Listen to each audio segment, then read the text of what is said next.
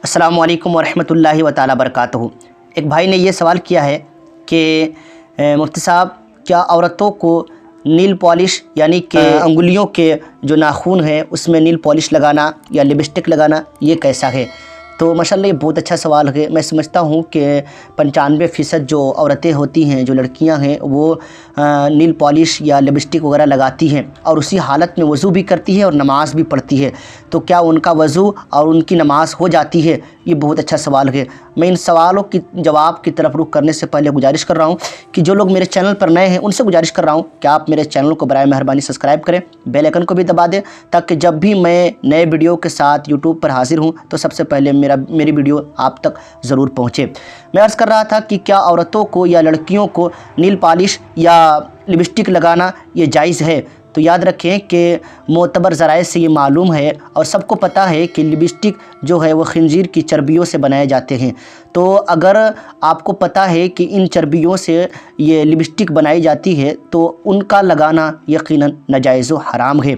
और नील पॉलिश का भी वही हुक्म है कि उसमें स्प्रेट वगैरह भी लगाए जाते हैं, और स्प्रेट जो खालिस जो होते हैं वो शराब के बनाए हुए होते हैं, अल्कोहल वगैरह के बनाए हुए रहते हैं।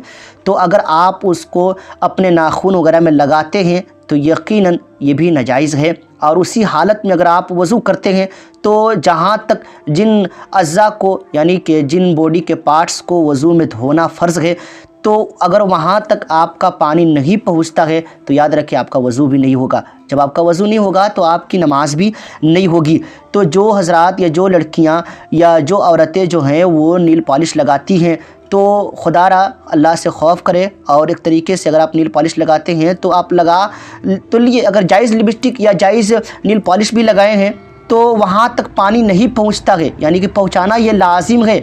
और पेंट वगैरह के ज़रिए अगर आप पेंट कर दिए हैं तो जिन अज़्ज़ा के पास यानी जिन अज़्ज़ा तक पानी को पहुँचाना यह फ़र्ज़ है।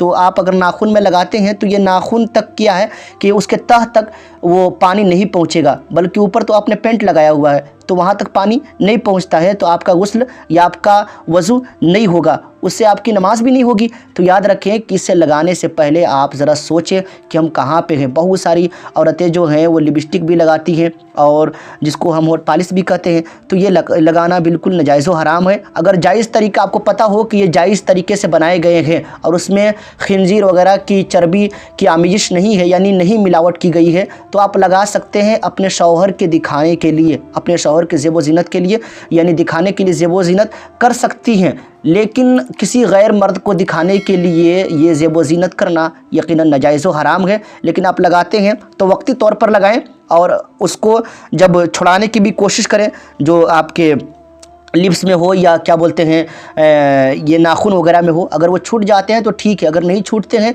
तो याद रखें कि उन औकात में, यानी कि जाहिर सी बात है कि नमाज का जब टाइम आ जाए तो आपको वज़ू करना होगा, तो आप जब वज़ू करेंगे तो आपका वज़ू होगा ही नहीं। अगर खुदा न खास्ता उसी हालत में आपकी मौत भी हो जाती है तो बताएं तो सही कि लोग गुस्ल कैसे देंगे।